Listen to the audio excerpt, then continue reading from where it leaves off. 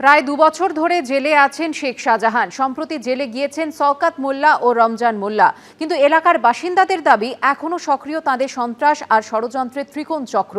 স্থানীয় বাসিন্দাদের দাবি শওকত মোল্লার ডেরা থেকে অস্ত্র আসতো শেখ শাহজাহানের কাছে, তারপর তা ছড়িয়ে পড়তো রমজান মোল্লার হাত হয়ে। আদালতে এসটিএফ এর দাবি এলাকায় আরও অস্ত্র মজুদ থাকতে পারে, তাই চালানো হবে তল্লাশি।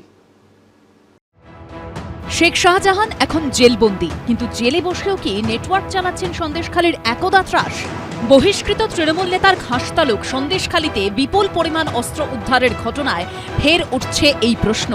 সেই সঙ্গে সামনে এসেছে শেখ শাহজাহান, প্রাক্তন তৃণমূল বিধায়ক শওকত মোল্লা ও অস্ত্রকাণ্ডে ধৃত তৃণমূল নেতা রমজান মোল্লার সন্ত্রাস আর ষড়যন্ত্রের ত্রিকোণ কাহিনী। উত্তর চব্বিশ পরগনার সন্দেশখালী আর দক্ষিণ চব্বিশ পরগনার কুমড়োখালী, এই দুই জেলার যোগসূত্র স্থাপন করেছিল 3 দাপুটে তৃণমূল নেতা।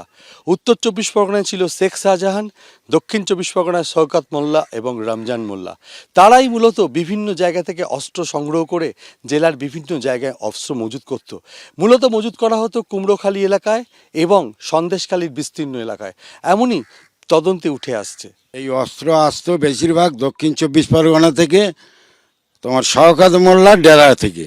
শওকত মোল্লার ওখানে অস্ত্র ভাণ্ডার ছিল এবং ওখানে তৈরি হতো। উনি পাচার করত শাহজাহান শেখের কাছে, শাহজাহান শেখ পাচার করতো রমজান মোল্লার কাছে। এবার রমজান মোল্লা সারা দক্ষিণ চব্বিশ পরগনা বাসন্তীটা মানে অস্ত্রের ভাণ্ডারে ছেয়ে দিয়েছিল।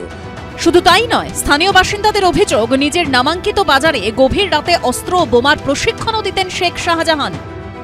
বস্তা বস্তা ওই তোমার মার্কেটের মধ্যে থাকতো এবং ও ফায়ারিং শেখাতো ছেলেদেরকে, এইভাবে বন্দুক চালাতে হবে, এইভাবে মেশিন চালাতে হবে, এইভাবে বম মারতে হবে। শাহজাহান শেখের 2,500 থেকে 3,000 বাহিনী ছিল। 2024 সালের 5ই জানুয়ারি রেশন কেলেঙ্কারিতে তদন্তে কেন্দ্রীয় বাহিনীকে নিয়ে শেখ শাহজাহানের বাড়িতে পৌঁছয় ইডি। তাদের ওপর বর্বরোচিত হামলা চালায় শেখ শাহজাহানের শাগরেদরা। ঘটনার 55 দিন পর মিনাখা থেকে শেখ শাহজাহানকে গ্রেপ্তার করে রাজ্য পুলিশ। গ্রেপ্তারের পর তার শরীরী ভাষা ছিল অবাক করার মতো। গ্রেপ্তারের পর প্রায় 27 মাস কেটে গেছে। সিবিআই ও ইডি দুই কেন্দ্রীয় এজেন্সির মামলাতেই জেল হেফাজতে রয়েছেন শেখ শাহজাহান। সরবেরিয়ার বাসিন্দা নির্মল মণ্ডলের অভিযোগ, শেখ শাহজাহান জেলে থাকলেও এলাকায় দাপট বজায় রেখেছেন তিনি। এমনকি জেলে বসে তাঁকেও হুমকি দেন শাহজাহান। শাহজাহানের পর গ্রেপ্তার হয়েছেন শওকত ও রমজান। স্বস্তিতে এলাকার বাসিন্দারা। এদিন আদালতে এসটিএফ এর দাবি এলাকায় আরও অস্ত্র মজুদ থাকতে পারে, তাই চালানো হবে তল্লাশি। সমীরণ পালের রিপোর্ট, এবিপি আনন্দ, উত্তর চব্বিশ পরগনা।